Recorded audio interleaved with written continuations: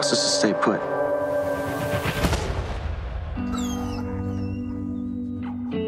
Nose of a dog, the heart of a Marine. Sounds like a hero to me.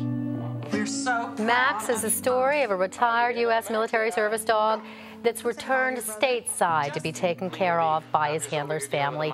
Actor Robbie Amell stars in the film. He joins us now from our downtown Toronto studio. Good to see you. Good to see you too. Let me tell me a little bit about, preparing for a role like this. I mean, we're dealing with Afghanistan. You play a soldier, but a specifically trained soldier to look after the dogs. And while it isn't about a specific true story, these are situations that have actually happened with military dogs. Yeah, it's kind of loosely based on a few different true stories. There was a great article in National Geographic about war dogs, and I did a lot of reading and just Googling, to be honest with you, about what these dogs go through and the training that the handlers go through. And I actually wrapped shooting the Duff on a Thursday. I missed my flight to North Carolina from Atlanta, so they threw me in a car. They drove me to North Carolina. They shaved my head and threw me into boot camp. So really, I didn't have much time to do any training, but there were I was working with 10 active duty military who were just at home on leave, and a couple Marines and some Army, and they kept us true to form. And I just spent a few hours with them before we started shooting and kept talking with them over the 2 weeks that I shot, and they were pretty amazing people. It will be so amazing for people to see this film and learn about what these military dogs do, on the ground and continue to do in all kinds of different areas of service. What did it do for you in terms of your appreciation for these dogs and their roles? Oh, I mean, you find out, how much training goes into it, and that they really are the first line, and how many lives they save by sniffing out these IEDs.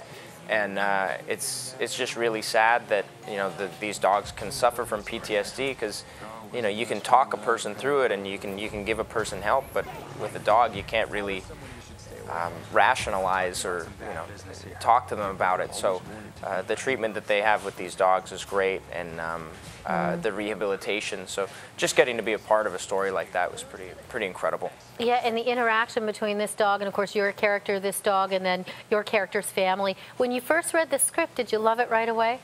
I did. I've always wanted to, I have so much respect for our servicemen and women. I've always wanted to play, someone in the Marines or Army, Navy, and getting to play a Marine was something I've always wanted to do. So that alone was worth it for me. But also Boaz Yakim, who directed Remember the Titans, one of my favorite movies, getting to work with him, and he's just got such a good balance of, a very heartfelt, great family movie without letting it get cheesy.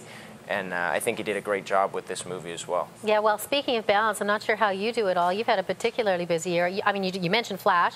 You've done, obviously, a number of different television shows, but also, and you're filming, I think, either coming up or you will be filming 9 Lives in Montreal? I'm shooting as we speak. Wow. I'm supposed to head back to Montreal tonight. I've been shooting with Kevin Spacey and Jennifer Garner and Christopher Walken. And it's this really fun, weird family comedy. Barry Sonnenfeld, who directed the Men in Black trilogy, is directing. It's very fun and out there. Kevin Spacey gets turned into a cat by Christopher Walken.